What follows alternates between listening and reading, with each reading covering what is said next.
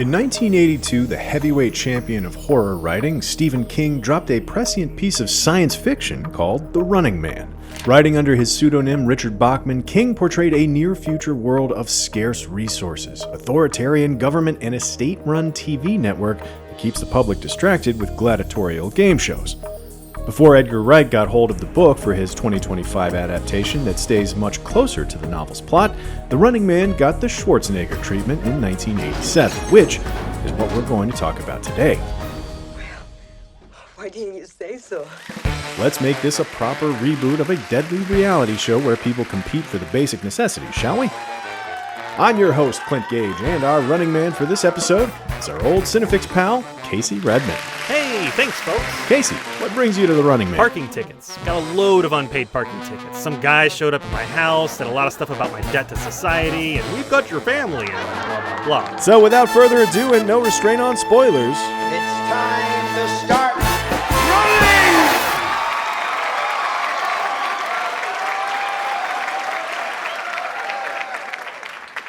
All right, hang on. The guys that have my family said I need to read this ad copy. Today's episode of What's the Difference is brought to you by chainsaws. No motorcycle is complete without a dangerous chainsaw. right.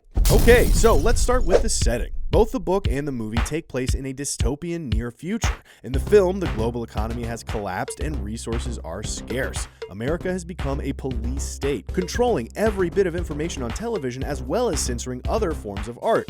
Meanwhile, the book takes place in a similar dystopia. It's the year 2025, and income inequality has left a very wide gap between the haves and have-nots. There are even two different kinds of money: old bucks for the impoverished, and new dollars for the employable well-to-dos.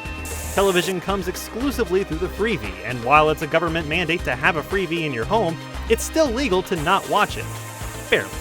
The Compulsory Benefit Act of 2021 just missed the 2/3 majority to pass into law by 6 votes. By the way, this difference is brought to you by loud Hawaiian shirts! Stand out in a crowd, even if you don't want to.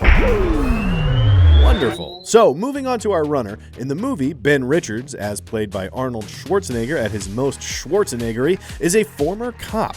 The movie opens with Richards refusing to fire on a group of unarmed civilians. I said the crowd is unarmed. There are lots of women and children down there. All they want is food, for God's sake. A few fisticuffs later, and Richards is carrying massive steel beams in a prison work camp before the opening credits are even over. But don't worry, our hero also escapes before we're done with the opening credits. We next see him hiding out with some of the resistance, idealistic musicians like Mick Fleetwood, who might actually be playing himself. Ben, however, is a loner and wants nothing to do with the resistance. Meanwhile, in the book, Ben Richards lives in poverty. He's been blacklisted because he complained about working conditions. So, unable to find work or afford medicine for a sick baby daughter, he turns to the Games Network. The state-sponsored network features games like Treadmill for Bucks, where folks with bad hearts or asthma try to answer trivia questions while keeping pace with an ever-quickening treadmill. Or Dig Your Own Grave, which is pretty self-explanatory. And, of course, The Running Man. Book Ben is not quite the loner that his movie counterpart is. He's got a wife and daughter for one, but he's also still politically motivated.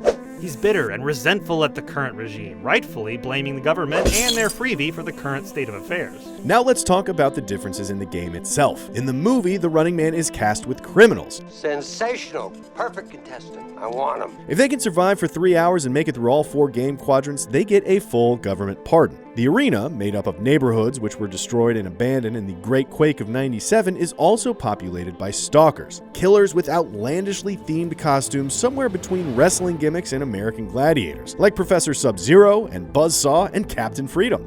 The stalkers are even cast with former wrestlers and professional athletes, which is a freaky little glimpse into the future, a society in which celebrity is earned exclusively through violence and physical dominance, while artistic expression is censored and made illegal.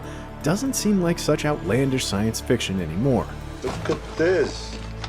They're all in a censored list. Meanwhile, in the book, The Running Man is a very different game, beginning with the casting process. First, it starts with people volunteering. The whole point of the Games Network is to make the impoverished masses feel like they have a chance to win some new dollars. So lines full of meek and desperate people file into the network games building every day, hoping to land on a show that pays out. After a medical, physical, and mental screening program, the applicants are weeded out or assigned to a show. Ben Richards, considered an anti-authoritarian dissident in reasonably good physical condition, makes it through a 3-day application process. The game itself is also very different. Contestants in the book version of The Running Man have to survive for 30 days, but they're allowed to travel literally anywhere in the world. And it's not broadcast live either. Richards is required to record and then mail in video cassettes every day, otherwise he forfeits. Meanwhile, the Hunters, led by the notorious Evan McCone, who...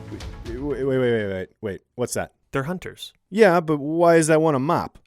He's not actually a mop, he's a mop guy. He kills you and then cleans it up. Great sponsorship opportunities. Okay, but in the book, the Hunters don't have fun themes like they do in the movie. They're just regular human bounty hunters. Since the game takes place out in the world, they have to blend in with the population in order to sneak up on the Running Men. I know. Mop guy stays, though. Alright, fine. Look, regardless of who the Hunters are, they're good at their job. The current record for a Running Man staying alive is around 8 days. But for every hour he manages to stay alive, Richards will earn $100 new. He also gets bonuses for killing cops, and if he makes it the entire 30 days, he wins the grand prize of $1 billion new. This difference brought to you by the number 1 billion. Unless you're talking about stars or sand or Skittles or something, it might as well be a made-up number. Look at all those zeros! In the movie, The Running Man is produced and hosted by Damon Killian, played amazingly by the Family Feud's own Richard Dawson. Again, the choice to cast an actual game show host makes the world of The Running Man feel that much more realistic. And who loves you? And who do you love? One more time. Yes! In the book, however, Dan Killian is just the show's executive producer, not the host. As far as the book is concerned, though, he's still Richards' main antagonist. And once Richards is in the game, he's completely on his own. His stint on The Running Man takes him from Co-op City, which is somewhere like Cleveland-ish, to New York, Boston, and of course, because it's a Stephen King novel, all over Maine, including the fictional town of Derry, where Pennywise the Clown lives. Richards poses as an old man with buck teeth, and later as a mostly blind priest. He also blows up a YMCA in Boston when the Hunters get the drop on him.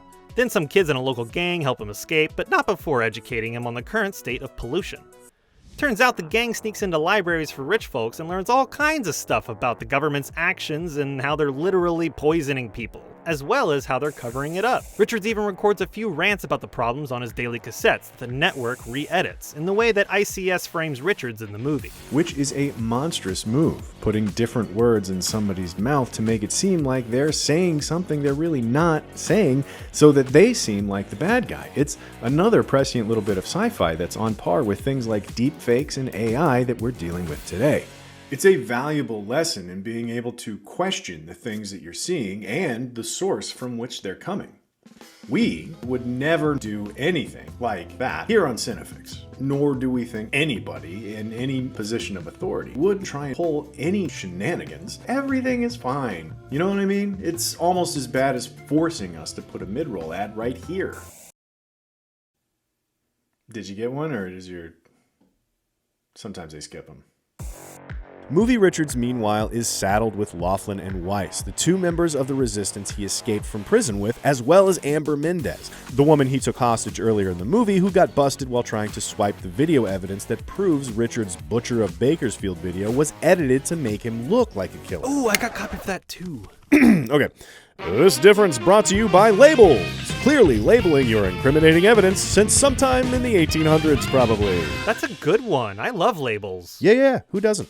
So now we get to the interesting stuff, the why of it all. In the movie, Ben and his resistance buddies track down the source of the network's broadcast signal. It was in the Running Man arena, which is why the resistance couldn't find it before.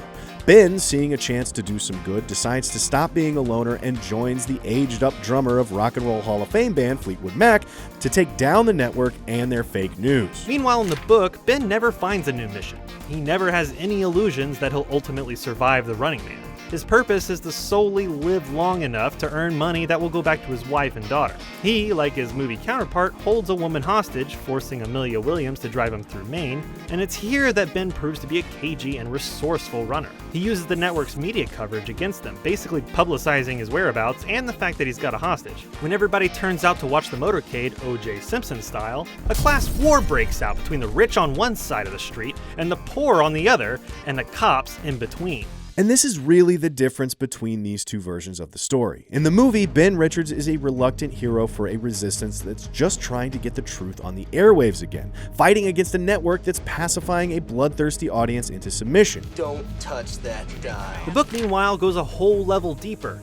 The game's network is designed to keep men like Ben Richards down, to make sure dissidents are seen as enemies of the state, while the state continues policies that literally kill the poor. Ultimately, Movie Ben gets a happy ending. He kills the bad guy, gets the girl, and walks off into the sunset hallway. But for Book Ben, his ending isn't so happy. He makes his way to the Derry jetport where he bluffs his way onto a jet, claiming to have a whole crap ton of explosives, when it's actually just Amelia's purse stuffed into his jacket.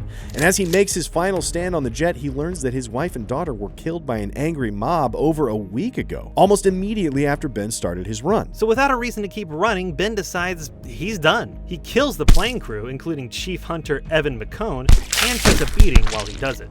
His guts are literally spilling out of his belly by the end. Ben pilots the jet into the Games Network building, and Killian, in the split second before the plane reaches his office, can swear that he sees Ben Richards giving him the finger. So what are we left with? The film version is pretty standard 1980s action fare, with some surprisingly prescient themes about the power of information. If you control the message that reaches the masses, you control the masses. But Movie Ben actually wins. The book has a less hopeful ending, changing the message of the novel to something more like it might be too late. There might actually be no real win for the little guy against an authoritarian regime. Casey, it's your next line. What? Oh, sorry, I tuned out there when I got super depressed about stuff. Hey, can I hide out here for a while until this whole parking ticket thing blows over? Yeah. Whatever you need, man. The couch folds out. Whoa. Well, that'll do it for us. Be sure to subscribe for more Cinefix wherever you like to watch.